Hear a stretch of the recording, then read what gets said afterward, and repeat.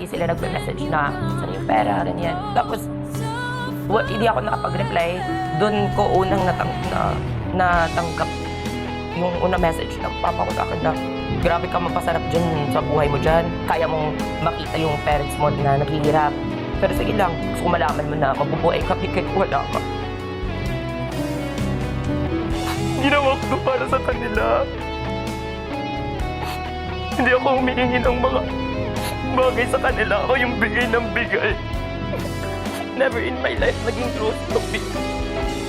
Never in my life nakapagsabi ako ng I love you sa kanya. Never in my life sinabihan niya ako ng I love you. Na sobrang saya ko na anak kita. Wala ako narinig na gano'n.